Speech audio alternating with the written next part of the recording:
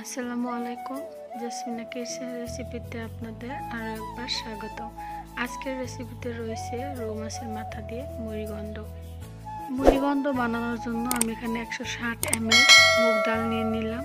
এটাকে আমি এখন ভালো করে ভেজে নিব। আপনারা এখানে কিন্তু চালও ব্যবহার করতে পারেন। আমি এখানে মুগ ডালই নিয়েছি।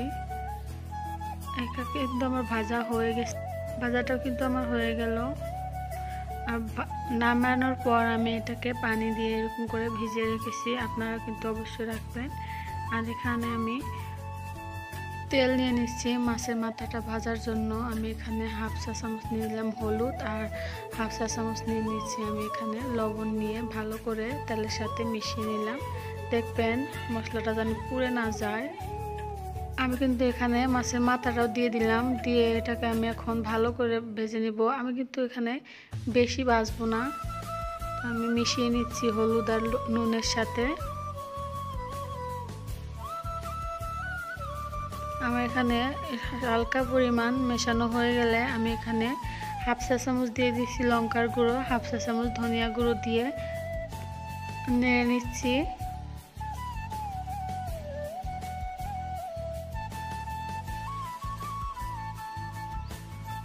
কথা বলতে বলতে এখানে আমার মাছ ভাজিটা হয়ে গেল। আমি এখন এটাকে নামিয়ে নিব। আমি কিন্তু বেশি ভাজিনি।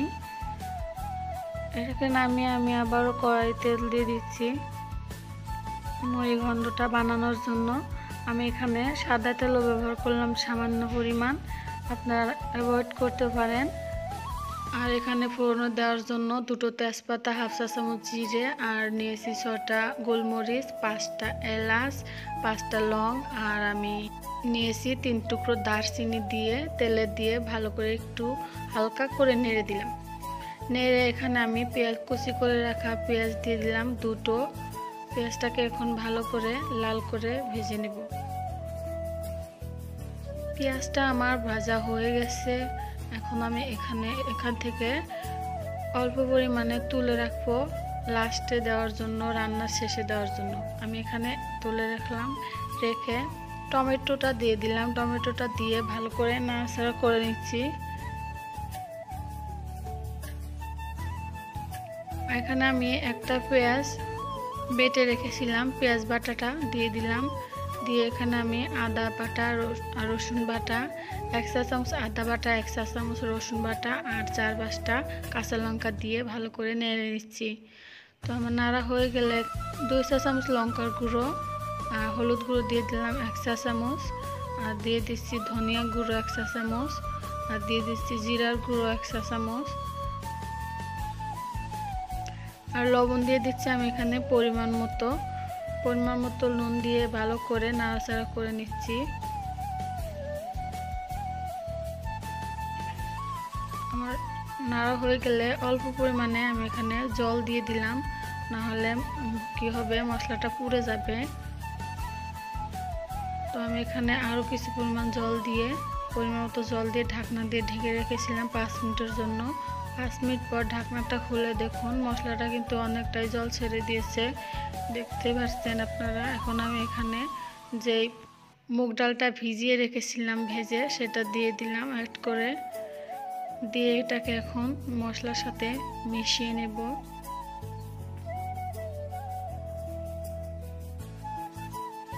এখানে আমার মেশানো হয়ে গেলে আমি এখানে ঘি দিয়ে দিলাম 2 চা চামচ, আর এখানে আমি কুচি করে কেটে রাখা ধনিয়া পাতা দিয়ে দিলাম, দিয়ে একটু করে নাড়াচাড়া করে দিব। হালকা করে এখানে নাড়াচাড়া করে এখানে আমি মাছের মাথাটা ভেজে রেখেছিলাম, সেই মাথাটা দিয়ে দিব। এটা কিন্তু রৌ মাছের মাথা ছাড়াও আপনারা করতে পারেন, খেতে কিন্তু মাশাআল্লাহ অনেক সুন্দর হয়েছিল। অবশ্যই বাড়িতে এটা ট্রাই করে দেখবেন। তো আমার এখানে মেশানো হয়ে গেলে আমি এখানে জল দিয়ে দিচ্ছি। জলটা দিয়ে আমি একটু করে নাড়াচাড়া করে দেব, বেশি পরিমাণ জল দিতে হবে না।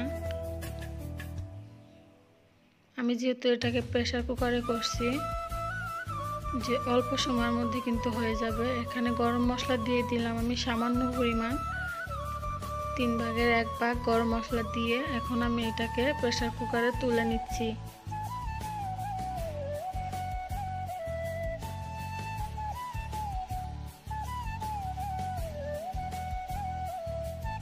নেওয়া হয়ে গেছে। এখন আমি ঢাকনাটা দিয়ে ঢেকে রাখবো, ঢেকে গ্যাসের চুলায় দিয়ে দিব। আমার চুলায় দেওয়াটাও হয়ে গেছে। চুলায় আমি এটা কিন্তু মিডিয়াম আঁচে রাখবো না, গ্যাসের চুলার আগুনটা আমি ফুল আঁচে রাখবো। দুটো হুইসেল দিলে আমি সিটি বাজলেই আমি নামিয়ে নেব।